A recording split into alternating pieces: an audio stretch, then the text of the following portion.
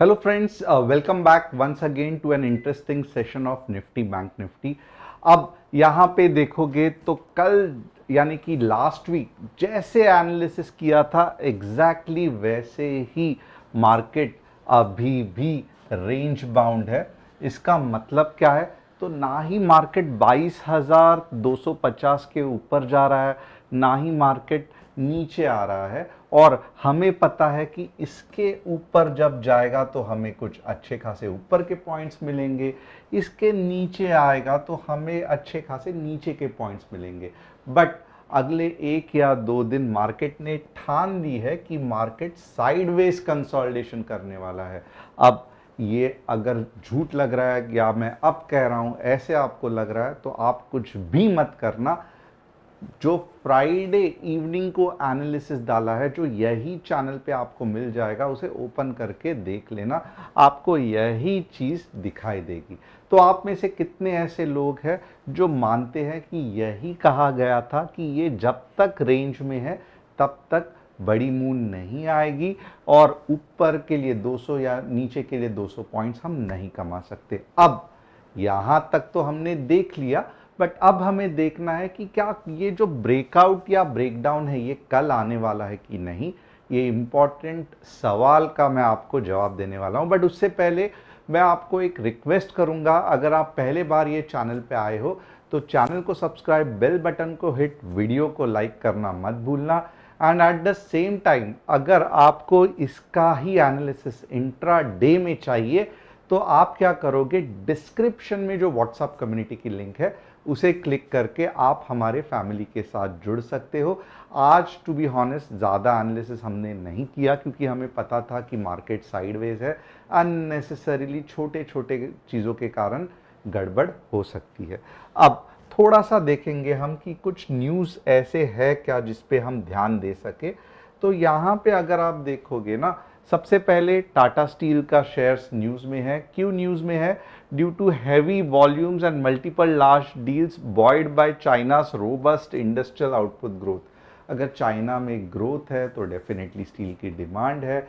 ये स्टील की डिमांड पूरे जग भर के स्टील इंडस्ट्रीज ही कंप्लीट कर सकती है। British American Tobacco PLC started 1.6 billion buyback program after selling part of its stake in India's ITC. तो ये सब न्यूज़ चलती रहेगी जिसके कारण आईटीसी आने वाले समय में लाइमलाइट पे रहेगा।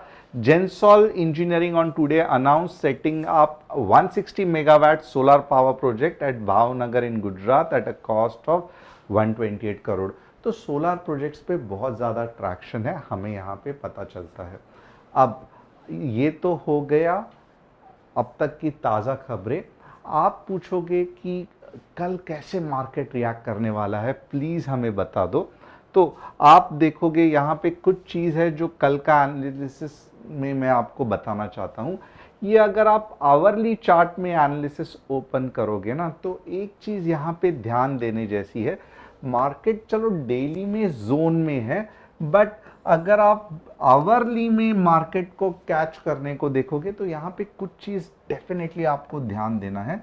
मार्केट क्या कर रहा है कि लोअर हाईस क्रिएट कर रहा है। इसका मतलब क्या है? ये पहला हाई था, ये दूसरा हाई है और H1 से H2 छोटा है।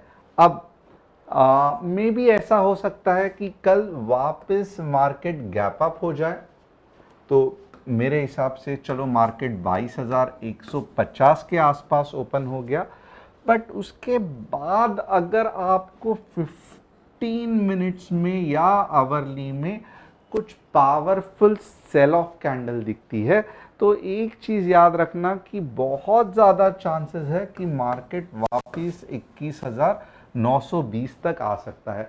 तो कल का ट्रेडिंग सेटअप ज़्यादा कुछ बड़ी मूव आपको देगा मुझे लगता नहीं है। बट क्या होता है कि ये मार्केट है, हमें मार्केट पे इतना ज़्यादा कॉन्फिडेंट नहीं रहना चाहिए कि मार्केट ऐसे ही चलेगा वैसे ही चलेगा।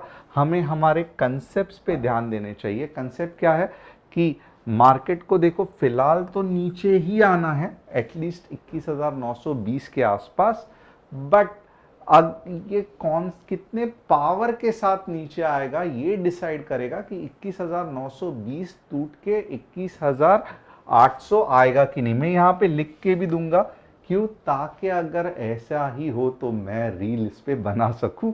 अब आप देखोगे मेरा कंसेप्ट क्या है कि अगर समझो मार्केट गैप अप हो गया 22,000, मैं नंबर्स के साथ यहाँ पे ठीक से लिख देता हूँ, 22,150 के आसपास टच करके कुछ इस तरीके से गैप अप हो गया, तो आपकी एंट्री लेवल क्या रहेगी? चलो ये देख लेते हैं।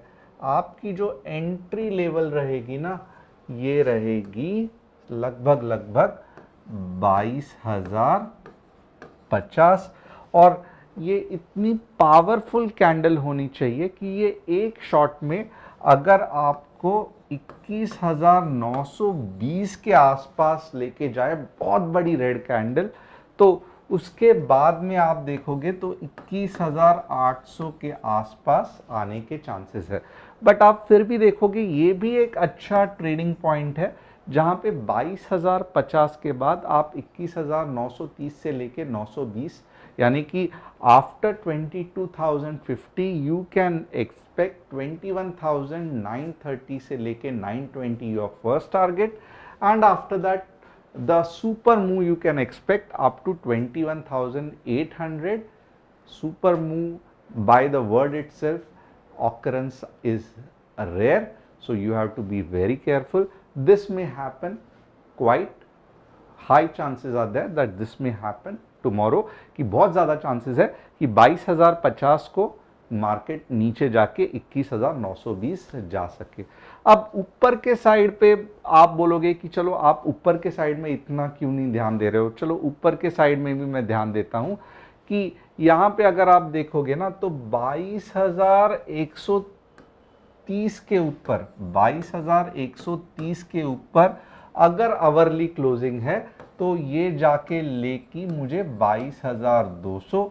इसके आगे मुझे ज़्यादा expectation to be honest market में नहीं है, क्योंकि एक बार तो भी यहाँ पे आके पुल बैक तो मार्केट को देना है।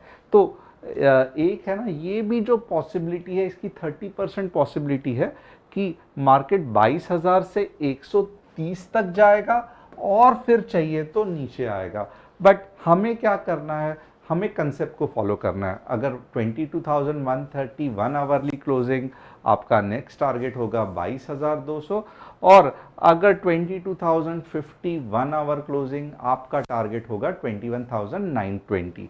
तो होप आपको कल का जो एनालिसिस है, कल के जो लेवल्स है, कल का जो कंसेप्ट है वो मैंने डिटेल में समझाया है। अब हम बैंक निफ्टी देखेंगे कि क्या बैंक निफ्टी में कुछ बेहतरीन ट्रेड्स कल बन सकते हैं। तो सबसे आप पहले देखो तो बैंक निफ्टी जो है ना, भले नीचे गिर रहा है ऊपर आ रहा है, बट दोजी फॉर्म में है। इसका मतलब क्या है कि आप जितना भी ब्रेकआउट या ब्रेकडाउन के कंसेप्ट यूज करोगे बहुत रेयर है कि चलेंगे।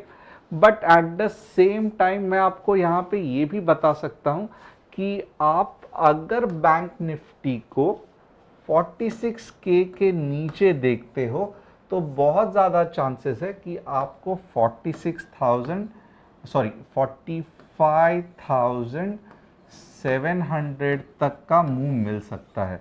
तो बैंक निफ्टी अगर 46K के नीचे है तो कुछ ऐसा 45,700 तक मिल सकता है। बैंक निफ्टी अगर 46,800 के ऊपर है तो कुछ नेक्स्ट लेवल 47,000 और 47,200 तक मिल सकता है। आपको ये नंबर्स कुछ जाने पहचाने लगेंगे क्योंकि ये फ्राइडे के ही नंबर है, कुछ ज़्यादा नया मैं कर नहीं रहा हूँ। जब मैं इसको आवरली में देख के कुछ एनालिसिस करने को ट्राई करूँगा तो आइए देखते हैं कुछ आवरली में एनालिसिस होता है क्या। तो सबसे पहला चीज़ क्या है यहाँ पे कि अगर मैं आवरली में ट्राई करूंगा तो मुझे एटलीस्ट 46,900 का आवरली क्लोजिंग चाहिए, ताकि मैं 47,200 तक कुछ तो एक्सपेक्ट करूं। और and at the same time मुझे नेक्स्ट क्या चाहिए, तो मुझे कुछ यहाँ तक चाहिए, 46,442 चाहिए, ताकि मैं 46,350 के बारे में सोच सकूं। तो इसका मतलब क्या है, 46,442 hourly closing, 46,315, 46,900 hourly closing in green, 47,000 और 47,200 तक लेके जाएगा। ये हो गया बैंक निफ्टी का एनालिसिस। थोड़ा सा संभल के रहना क्योंकि मार्केट साइडवेज ही ज़्यादा रहेगा। अब जो 3 स्टॉक है जिसका मुझे एनालिसिस करना है और आपको भी ये पसंद है, तो आइए देखते हैं जियो फाइनेंस। जियो फाइनेंस बुलिश ही है, डेली में भी आप देखोगे तो, और बहुत ज़्यादा चांसेस है कि 360 के ऊपर अगर डेली क्लोजिंग होती है 360 के ऊपर, तो लगभग 400 जाने के चांसेस है। जो स्टॉप लॉस बनेगा ना वो 320 का ही बनेगा। तो यस, जियो फाइनेंस बुलिश है, बट 360 के ऊपर प्रॉपर डेली क्लोजिंग होना बहुत ज़्यादा इम्पॉर्टेंट है। अब IRCTC अगर आप देखोगे तो IRCTC साइडवेज में है, but at the same time IRCTC support के यहाँ पे है। तो यानी कि IRCTC को आप अच्छे तरीके से ध्यान दोगे ताकि कुछ अच्छी खासी साइडवेज एंट्री बन सके। अगर मुझे कोई पूछेगा तो IRCTC 935 के ऊपर 960 और 980 जा सकता है। ओवरऑल IRCTC में इतना बेरिशनेस अगर आप देखोगे ये गिरावट में नहीं आया है, ओवरऑल अच्छा ही है IRCTC। SBI आप खुद देखोगे तो एक भारी गिरावट आई है, ओवरऑल बुलिश है, बट अगले 2 या 3 हफ्ते बेरिश जाने वाले हैं, यानी कि कंसोलिडेशन होने वाला है। तो SBI में आपको थोड़ा सा ध्यान देना पड़ेगा। तो होप आपको आज का एनालिसिस पसंद आया रहेगा। चैनल को सब्सक्राइब, बेल बटन को हिट, और कल एनालिसिस के लिए रेडी रहना मत भूलना। थैंक्स अ लॉट, कल वापस मिलेंगे।